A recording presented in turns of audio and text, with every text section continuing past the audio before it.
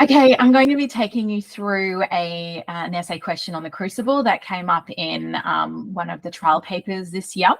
So let's start by having a read through it, and I'm going to take you through the process of how to answer a question. So I'm going to use obviously the Crucible, but this is the formula that you need to use for any text, any topic, any essay that you ever do when you need to answer the question, which is the main thing that keeps people out of the top band for English and really all subjects. So we'll have a read through it. So stories are crucial to understanding and appreciating our humanity, and moments of inconsistency are crucial to crafting powerful stories. To what extent do you agree with this statement in relation to your prescribed text? So this is it's kind of a long-ish question. There are quite a few parts to it. And what I find can happen is if you freak out and don't kind of break the question down, it's a little bit overwhelming. Either that, or then you really only answer part of the question, you don't answer all of the question. So what I'm going to do here is I'm going to be taking you through the formula that I get all of our students to use when answering the question. And the way you need to relate to this formula is really like if you were doing a maths question and you didn't use the correct formula, are you going to get the answer? No, you may get parts of the answer. You may get some marks for working out, but you're not going to be getting full marks for that. So that's exactly the same as what's going on here. You may have a, semi-decent response and some good quotes and that, but if you don't really fully answer the question, know where to do that and how to break it down right from the outset, you're just going to be completely limited in your marks. And it's always important to remember, it is better to answer a question really well and have less information and content than to try to get all this information and content down, but not really leave yourself the time that you need to answer the question.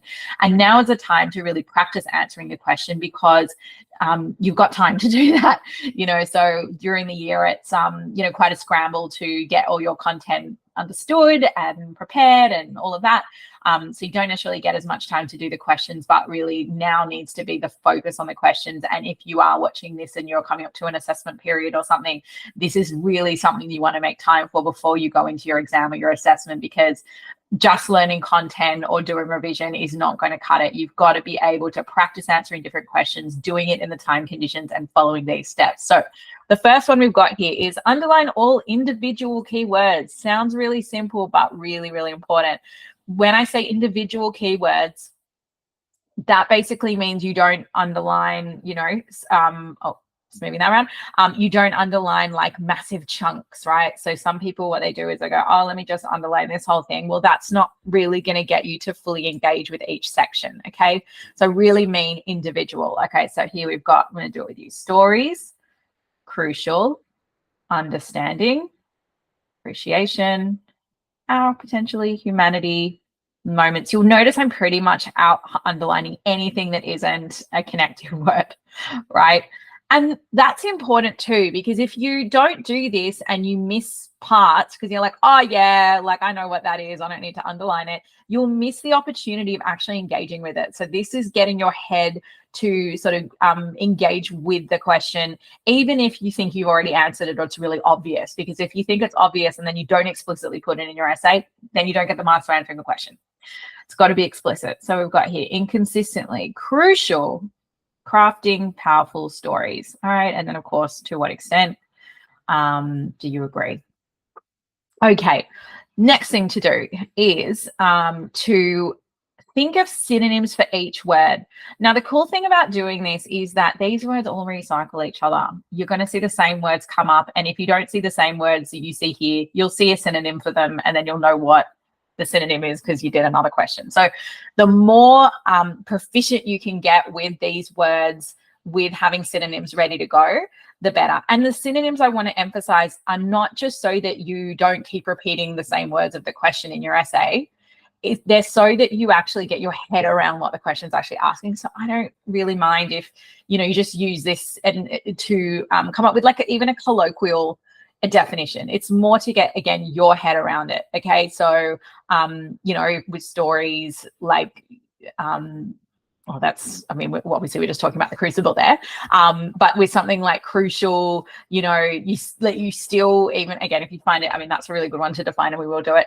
But even if you think it's obvious, there aren't really any like super obvious ones here. I think you hopefully know that you should break down every single one. But yeah, do even the obvious ones. Okay, so when we look at something like stories, we've got, you know, obviously novels, plays, etc. Look, I put novels, obviously this isn't a novel, it's a play. And we're talking about the Crucible. And you know, a story is like a fiction, you know, and that's an important thing to potentially write here, because, you know, was this a fiction? As a way to engage in that in the actual answer, because it was a fiction, but it was based on something going on during Miller's time, which is crucial to getting a band 6 in this and really understanding the text properly. Okay, so crucial on that note. So crucial is obviously going to be like important, and you don't need a lot of synonyms. 1 or 2 is totally fine. Okay, understanding is going to be like a comprehension or a knowledge, etc. Appreciating, you know, valuing, just make sure you use the word. And actually, that's a good point. If they do ask you something in first person, you can answer in first person. Try not to do it too much, but you can use the word our if they've used it in the actual question. Humanity is going to be like human condition. You know, what defines us as people, humans, whatever, can get that. And then we've got moments, so like instance, time, inconsistency. You should always have a synonym for that one. So that one's obviously going to be like an abnormality, or like a disparity. Okay, crucial we've got there, so we can just do another one there. Crafting. So we've got creating, powerful. That's a word that comes up a lot actually. So have some synonyms always ready for that one. Okay, so powerful is again going to be like impactful, important.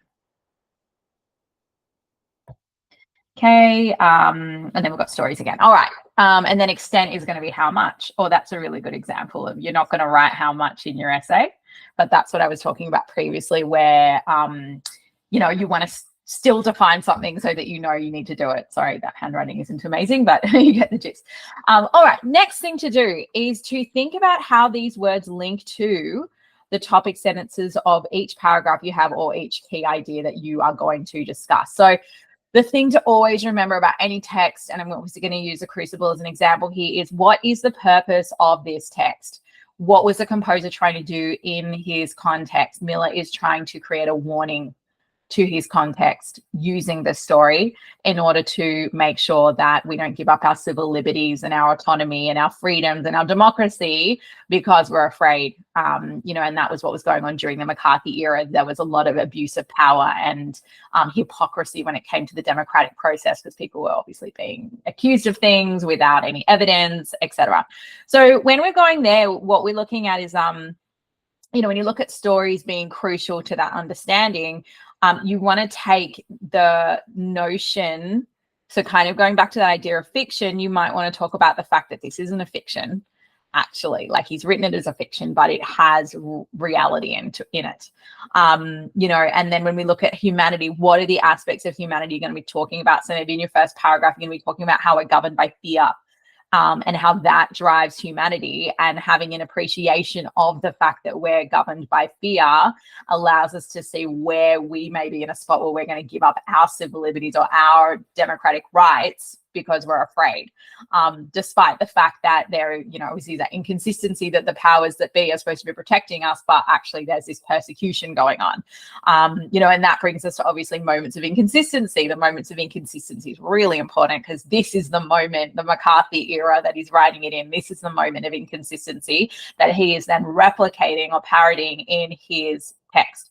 And then crucial, so important to crafting powerful stories. And so why is it important that in these moments of inconsistency, we have people that do craft these stories, which in this particular case, and has often been the case, he's exposing himself to persecution himself, and he does get arrested later on. and accused of being a communist because of, you know, his works and his views that, you know, he's not hiding. Like, he's being very vocal about it because he really values democracy, freedom, autonomy, freedom of speech, etc. And so, you know, he's exposing himself to that persecution to show how, as a human experience, we should appreciate that we shouldn't be governed by fear. We should be, you know, standing up for what's right, let's say, or, you know, standing up for the individual autonomy and so forth. And so when you think about what your argument is, hopefully how you've structured it is that there is that notion of fear. You know, you've got Hitchaba who's, oh, you're going to hang, like, and she freaks out and starts saying, you know, and all the girls start confessing to things they didn't do because, you know, they're trying to get out of it. And, you know, Mary Warren tries to do, you know, be truthful, but then she freaks out. And, you know, so there's that whole like theocratic inconsistency or hypocrisy going on. But the main thing really is that then you've got, as Proctor emerges as this character who stands up and is willing to sacrifice his own safety, his own sense of security, for the sake of, ironically, not lying and actually probably be more religious than any of them. And Hale obviously starts trying to come around and help him and sees the hypocrisy, but really doesn't do anything about it in the end. But Proctor is the one that, you know, he gets hung. And we see what the consequences can be of someone that stands up for themselves, but it's so necessary because if people did that, then, you know, the corrupt powers, you know, can't get away with what they're doing, right? So that's at the end of the day what the message is. So in those moments of consistency, what is Miller asking us to do, and what did he himself do, right, as an example? So what I've done there, and so like the idea, can you see, I mean, you know, you've got to do this all mentally and you've got to kind of do it fast, and you'll get faster at it the more you do it. But thinking through what your ideas are, surely you've talked about the idea of fear and inconsistency. Surely you've talked about Proctor and you know, how he chooses his individual integrity. So yeah, if you haven't, that's what you need to be basing your essay on and talking about. I have made a whole bunch of videos on how to structure a Crucible essay, so it fits into here, and it fits in perfectly. So feel free to go watch those. So, and then what I've done here for you, and then so what we then did just when I was discussing it is linking the words to each paragraph right here, just a link back there. Then you can go and write an introduction. So I did actually just write an introduction now that sort of hopefully will give you an idea of how you can take all this, put it all together, and you need to write your introduction from scratch. I'm going to say that again. You need to write your introduction from scratch. Do not go in with a prepared introduction. It does not work. You need to be able to seamlessly integrate the words of the essay question into your essay in a way that looks like it was there all along. Not, oh, I've memorized something and I shoved a couple of words in from the question and, you know, hopefully that'll do. It's not going to do. Okay, I really want to emphasize that. If you want to get a band 6, you do not memorize an introduction. You write it from scratch. You write your topic sentences from scratch. You write your conclusion from scratch. You have the end of your paragraph should be written from scratch as well, so that these all very explicitly link to the question, and then it should be easy enough to just thread the words of the question throughout your paragraph. So let's have a quick read through this one. Arthur Miller's play, The Crucible, is a story crucial to his responders' understanding and appreciation of how fear can govern human behavior, resulting in moral, political, and ethical inconsistencies that can compromise the autonomy of the individual. So, have a look at how I've used the words of the question as a stepping stone to going into creating my own sentence. That doesn't really look like I've tried to just force words in. It's like I just came up with that sentence. So, you know, really important to make it clear that you've, you know, used their words, but you've got your own ideas. Teachers do not want to see you parroting the question. Parroting means you've just repeated the question. So that parroting would be like if I just went, and this is where sometimes I think students hear, oh, don't use the words of the question. It's not that. It's if you went, stories are crucial to understanding and appreciating humanity in moments of inconsistency. This is evident in Arthur Miller's play, The Crucible. Okay, you didn't say anything in the first sentence. You just repeated the question and then said your own thing. Okay, that's not what they're looking for. They're looking for a sentence that really uses the words and integrates it well into the actual introduction. While crafted as a powerful story set during the Salem witch trials of 1692, it is only a story to some extent, so bringing the extent in, as Miller sought to critique the broader political and democratic hypocrisies and inconsistencies occurring during the McCarthy era, where civil liberties were being corruptly compromised. Really important to bring in the McCarthy era. You have to talk about the context. If you're not doing that, you don't have an essay that's going to get a band 6, period. It is this powerful moment in history that that is crucial to Miller's audience's understanding, anyway, there's a little bit of time there, but yeah, of how an individual should choose integrity, similar to Miller and his protagonist Proctor, even over the preservation of their life. Thus, it is clear, so sum up sentence, thus it is clear that in moments of inconsistency, the crafting of stories are crucial to enabling the understanding of how freedom and democracy must be preserved despite the human temptation to succumb to fear. So we've covered fear, we've covered inconsistencies, we've covered what understanding we need to have, right? An understanding of how freedom and democracy, so the values that Miller had are, you know, coming out. He said, you've got asked a values question, obviously that's what he's talking about. Cool. So hopefully that gives you an idea of how to answer a question, this question, and really using that formula to come up with your own answer. So important. Even if it doesn't look as nice and polished and practiced as the one that you have, you know, you've prepared for months and months, you'll still get a better mark for using the words of the question and really attempting to use their question and their words rather than trying to memorize something that you've prepared.